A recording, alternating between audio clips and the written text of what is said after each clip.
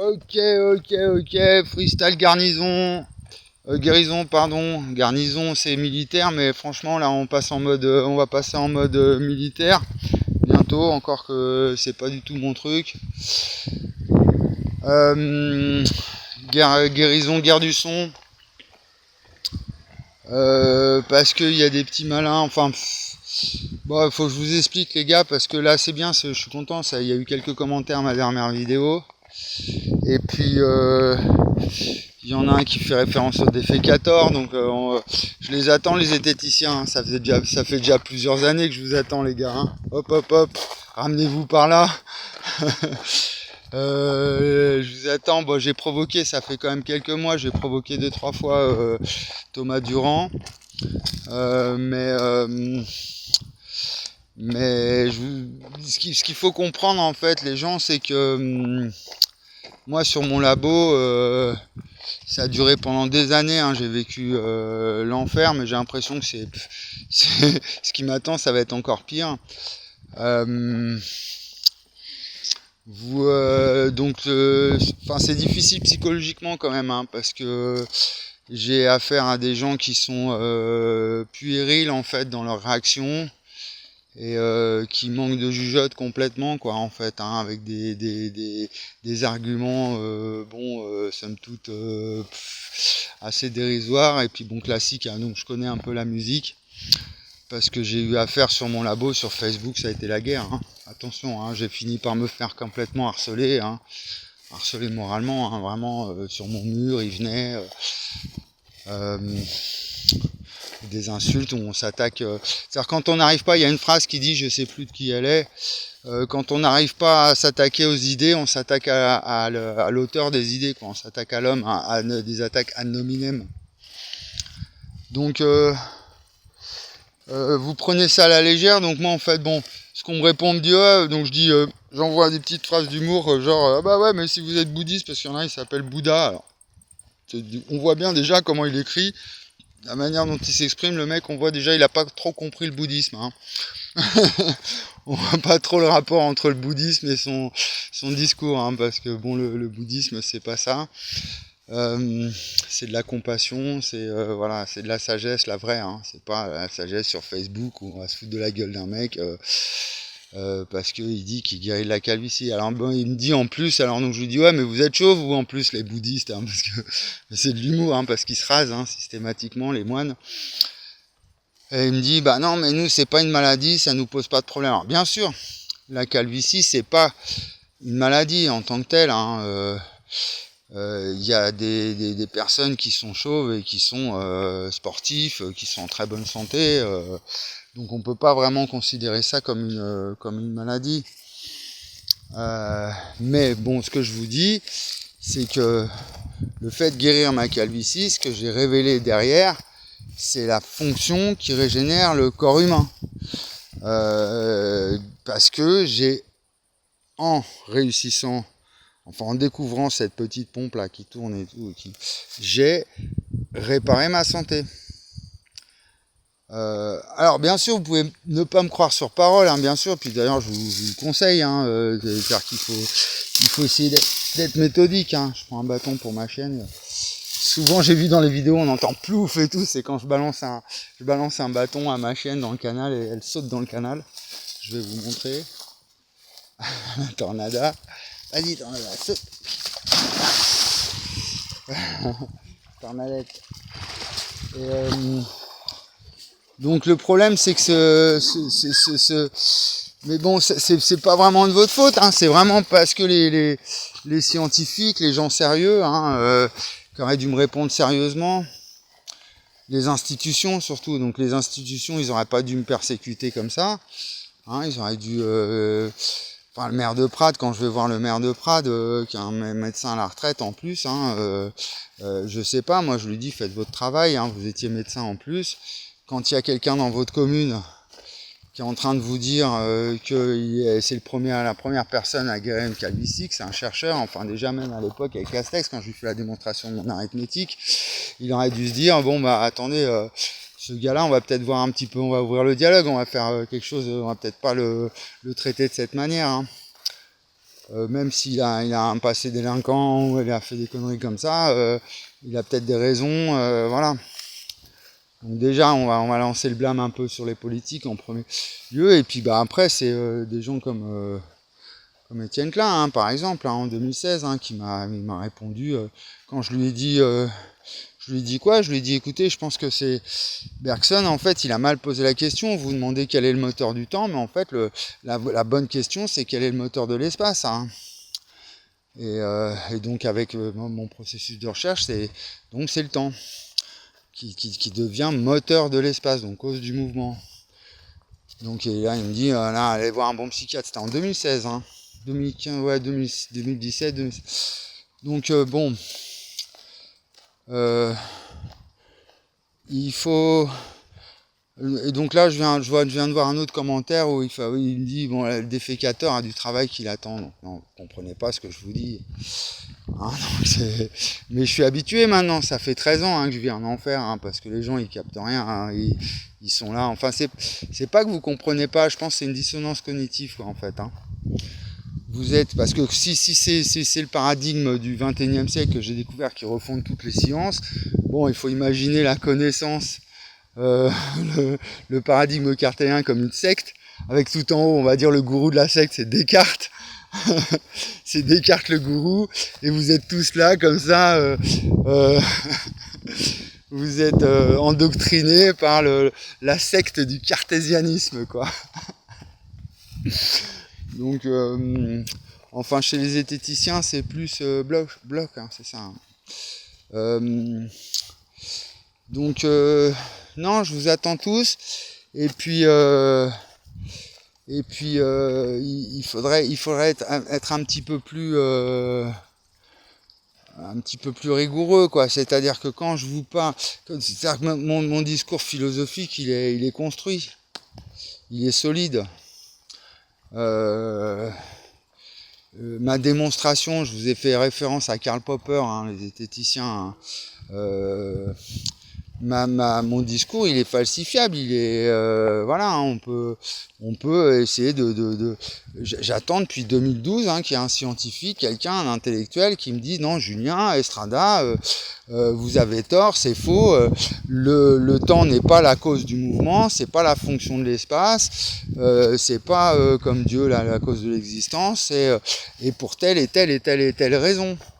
Hein, jamais j'ai eu ce genre de réponse. Hein. J'ai eu que des réponses de fuite, enfin une absence de réponse, du déni, du rejet, de l'abnégation, enfin du mépris. Hein. Donc là, on a vraiment affaire à ça. Donc moi le problème c'est que tout ça s'apparente à de la diffamation, du coup, hein, quand on commence à me traiter de gourou, de menteur, de machin, voilà, hein, et puis après, si ça va plus loin, c'est du harcèlement, en fait, hein. Donc moi, je vais pas tous vous attaquer. En plus, c'est vraiment pas mon truc de faire des démarches comme ça, de porter plainte en diffamation et tout. Je sais que je me suis engagé, que je m'engage par la force des choses dans un débat dur, hein, difficile, quoi. Hein, quand il s'agit de dire, de refonder toute la connaissance, c'est clair que les gens, enfin mes auditeurs, les gens qui m'écoutent, ils vont pas dire mais oui, mais bien sûr, Julien Estrada, on a tous faux, on a tous tout tort, et c'est vous seul qui avez raison, et on va tous vous écouter, et puis c'est pas du tout ce que j'attends, moi, hein, en fait, hein, qu'on se soumette à moi, à mes idées, et puis c'est pas du tout ce qui se passe. Moi, ce que je demande, c'est simplement de faire fonctionner votre raison. Et puis de rester humain aussi, hein, et puis d'être adulte un peu, hein, pas à se comporter comme des gamins, hein, d'apporter des réponses. C'est sérieux ce que je vous dis, c'est une question de santé publique. C'est grave même. Parce que vu la taille, l'importance de ce que je dis, et la preuve, hein, que j'apporte, avec cette guérison, hein, qui est quand même quelque chose de... Déjà, c'est une très bonne nouvelle. Et puis c'est tellement inédit, c'est insolite, c'est quelque chose de... donc il faut prendre les choses au sérieux. Hein. Et puis... alors qu'est-ce qu'on me dit d'autre? Ah mais tu vas pouvoir... Ah mais si vous saviez, moi de toute façon le nombre de gens, hein, j'en parle à tout le monde, hein, donc moi les arguments qu'on me sort, ah tu vas être super riche, ah bah tu vas pouvoir te payer une baraque, t'as qu'à vendre ça sur internet, ta méthode sur internet, ah bah tous les mecs qui font des prothèses, des implants comme ça, et ils vont du coup ils vont couler. Non, ça va beaucoup plus loin que ça, hein. C'est vraiment toutes les sciences, hein, toute la connaissance qui est à remettre en question, hein. Et en fait vous préférez donc la dissonance cognitive, c'est quoi? C'est quand on démontre noir sur blanc à une personne qu'elle se trompe, hein, elle est dans l'erreur en fait, hein, et elle va reconstruire ses idées, elle va retrouver un système d'argumentation pour se mettre en accord avec sa croyance première. Donc c'est ça que vous faites en fait, hein, quand je vais vous parler des erreurs d'Einstein, de l'erreur, comment il a créé son concept espace-temps, mais lui-même, c'est-à-dire que même si Einstein il était encore en vie, il serait devant moi, je suis sûr il serait là, il serait complètement fasciné par ce que je fais, il serait à fond avec moi. Mais vous non, vous allez utiliser les arguments, enfin prendre l'autorité, c'est-à-dire que après c'est un argument d'autorité en disant non mais Einstein c'est le dieu, c'est lui qui il a créé le concept d'espace-temps, donc pour l'éternité ça sera l'espace-temps einsteinien, et c'est lui qui a raison pour toutes les... Donc non, faites de l'épistémologie au lieu de faire de la zététique, hein. Les sciences ça fonctionne pas comme ça. Relisez la révolution scientifique, les révolutions scientifiques de Kuhn, hein. Essayez de voir un peu comment ça fonctionne les sciences, en fait, la connaissance, hein. Hein. Donc pareil pour les rationalistes et les, comment on appelle ça, les agnostiques, hein, ceux qui s'appellent les... revoyez vos classiques, hein, tous les plus grands penseurs, les plus grands philosophes, ils avaient tous une métaphysique, hein. Ils étaient tous croyants, à commencer donc par Descartes, hein, la métaphysique de Descartes, la question de Dieu, c'est incontournable, hein. De Newton, il était à fond sur la religion. Tous, hein, Spinoza, l'éthique de Spinoza, il essaye justement de résoudre la question de Dieu, hein, donc c'est pour ça que en fait vous êtes en train de vous enfoncer dans... C'est-à-dire qu'au départ c'est moi, on me faisait passer moi pour quelqu'un de ridicule, et puis la roue elle a tourné, et maintenant c'est vous qui êtes en train de vous ridiculiser en fait, à réagir comme ça de façon puérile en disant le défécateur il lui reste encore du boulot à faire. Donc non, le défécateur je l'attends, Thomas Durand je l'attends, tout le monde, tous les gens, les sceptiques, les rationalistes, je les attends tous, quoi, hein. Et puis bon, les croyants aussi, hein, d'ailleurs, hein. Parce que ce qu'il faut comprendre, si moi ça refonde toute la connaissance, c'est moi j'ai tout le monde contre moi du coup, hein, même les croyants du coup, hein, parce que moi écoutez cette phrase et réfléchissez 2 secondes à ce que je vous dis. Enfin, je sais pas, écrivez-la, revenez dessus, prenez votre temps de comprendre ce que je dis. Si Dieu, il est comme le temps, on les compare tous les deux, on va dire Dieu, le temps, allez, hop, hop. C'est un peu la même chose. Et donc, du coup, on n'a jamais su prouver l'existence de Dieu, hein. Donc, même Gödel, il en est mort, limite, hein. Ça l'a rendu, il était à moitié parano à la fin. On est encore là, hein, dans le gödelisme, hein, on est encore dans le théorème d'incomplétude, hein. Donc il a essayé le nombre de savants, de chercheurs qui essayaient de prouver rationnellement, scientifiquement l'existence de Dieu et qui ont échoué, hein, et bon. Euh, essayez d'écouter ce que je vous dis. Dieu, il est comme le temps. Il n'existe pas. Pourquoi? Parce qu'il est cause de l'existence.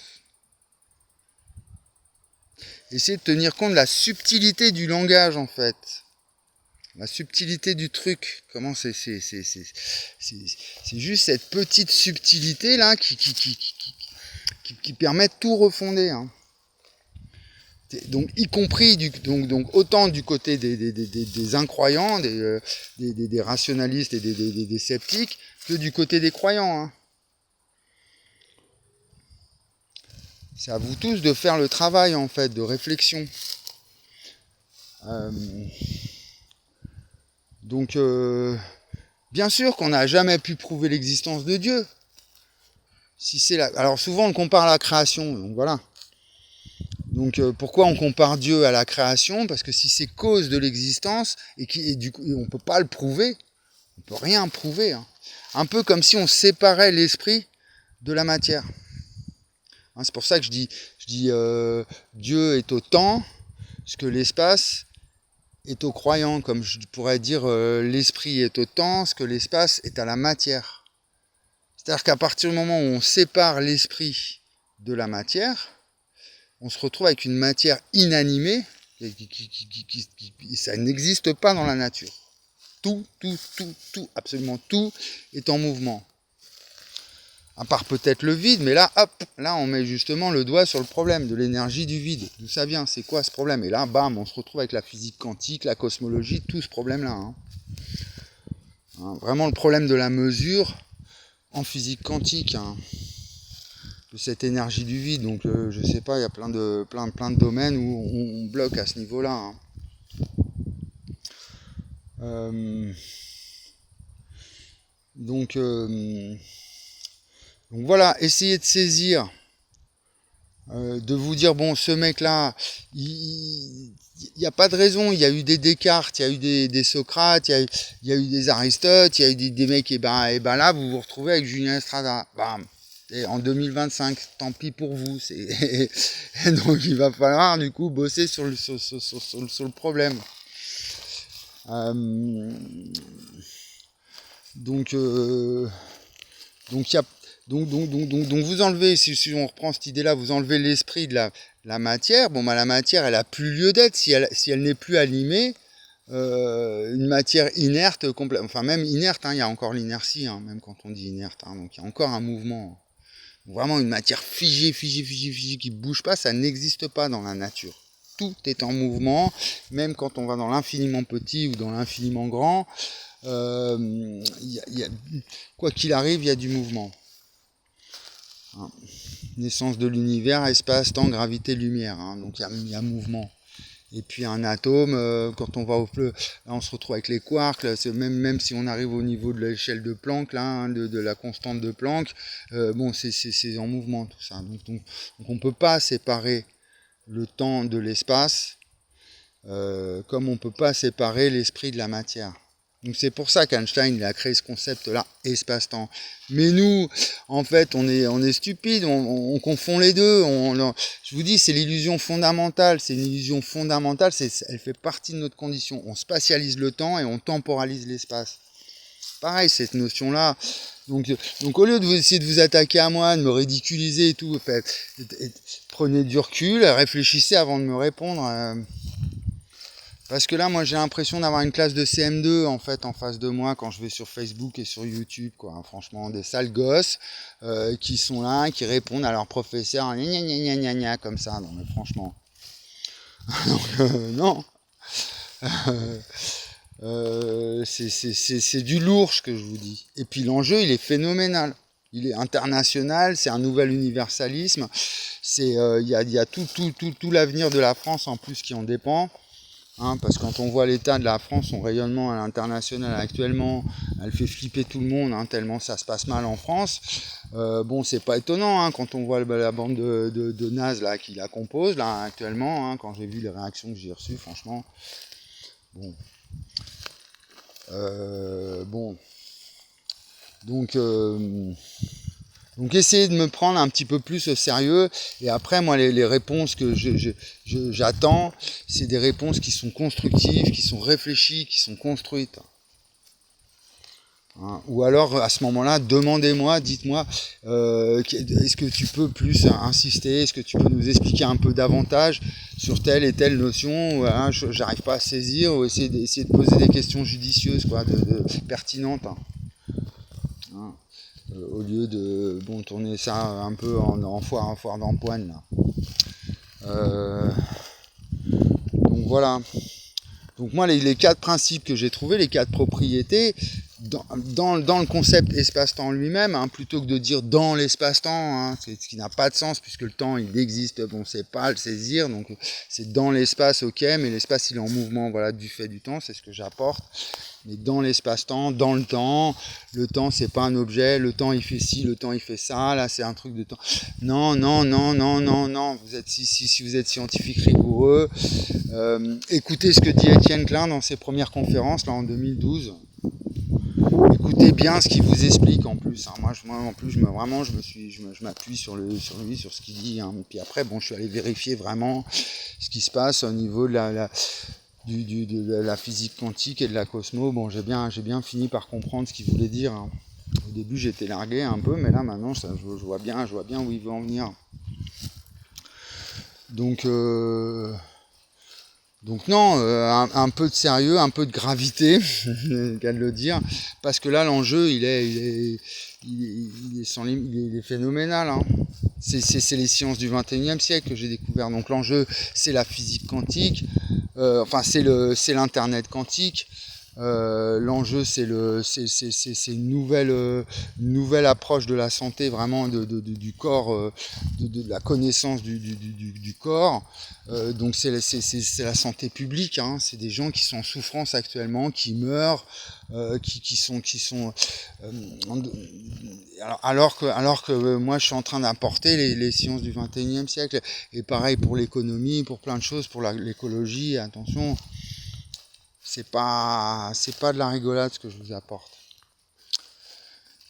Donc après on peut aller, voilà, le diable est dans le détail, on peut aller dans le détail. Moi je suis un peu largué parce que voilà, je suis précaire, j'ai pas assez. Donc, mais si je reviens vraiment dans mes travaux de recherche, je retrouve toutes les notions vraiment très importantes. Bon, moi, c'est ce que j'attends. J'attends que ça, hein, qu'on puisse vraiment travailler sérieusement, sur des trucs vraiment, sur des notions vraiment. Là où ça bloque, hein, c'est ça l'épistémologie, hein, c'est là où il y a des anomalies, où il y a des impensés, où il y a des impasses. Hein, c'est ce qu'on appelle une aporie en philosophie. Hein. C'est une impasse de la pensée. Là, on bloque, on est là, on est dans un cul-de-sac. Donc voilà, donc je sais même pas à qui je m'adresse. Vous voyez, vous savez qui je suis et tout. Moi, c'est des gens qui m'interpellent comme ça.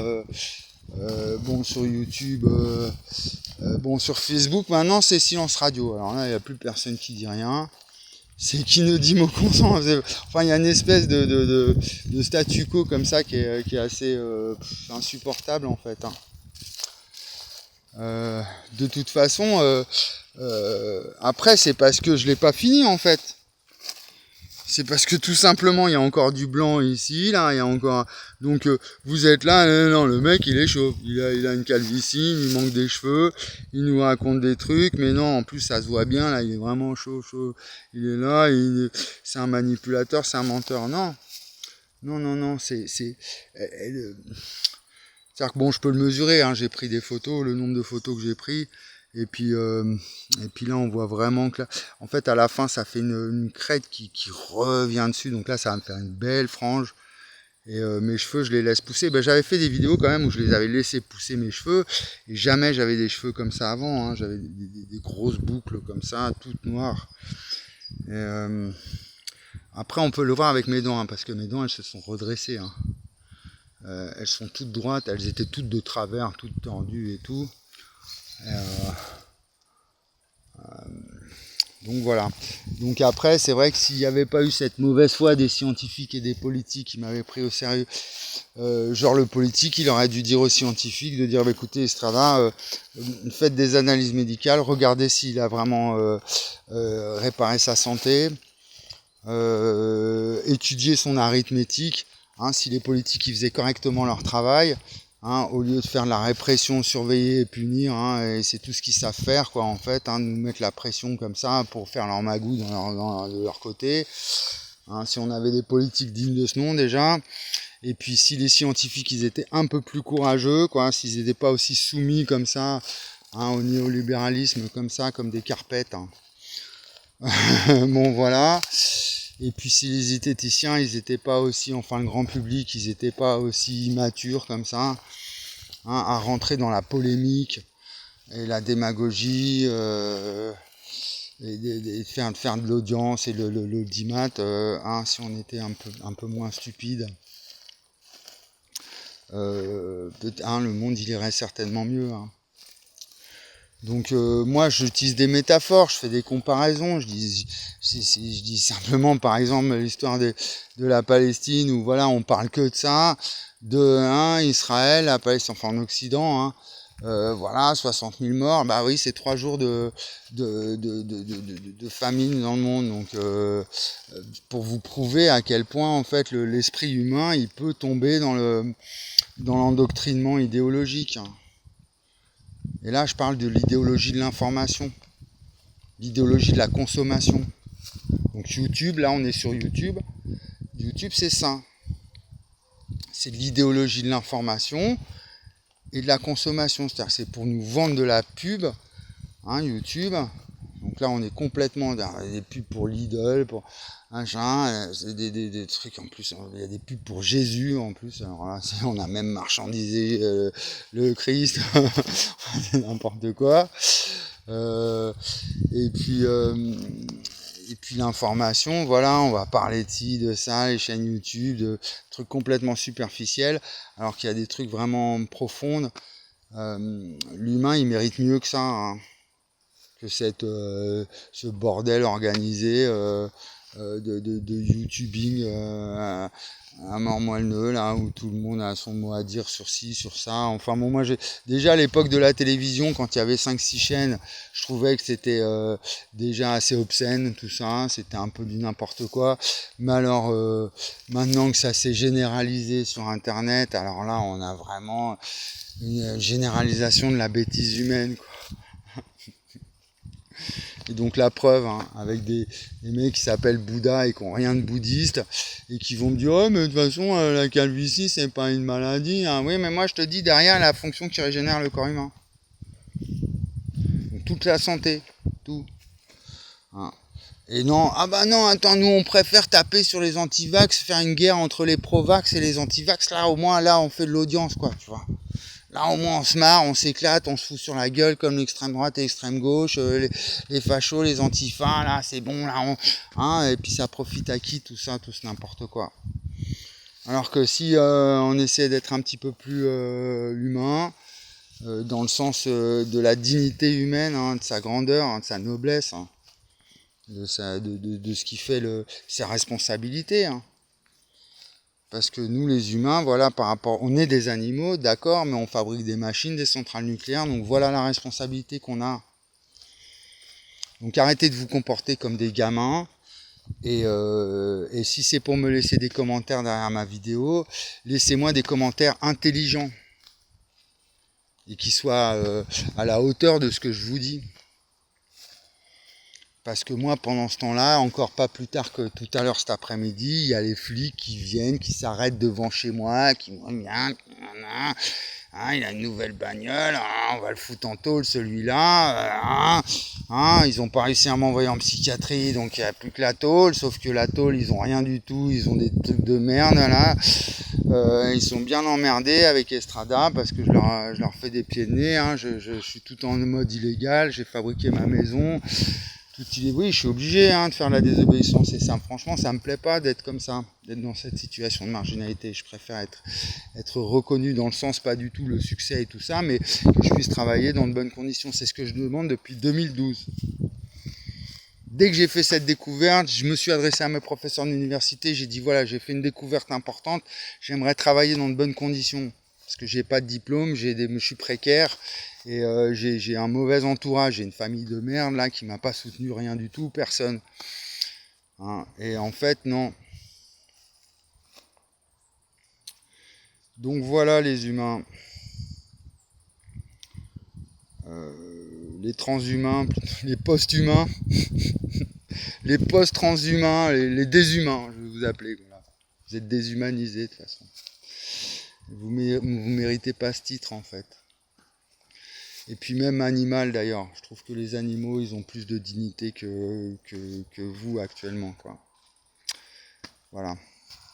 Sur ces belles paroles, je vais l'envoyer en commentaire là. Sur celui qui me parle du défécator. Lol, je vous attends, hein, franchement, tous.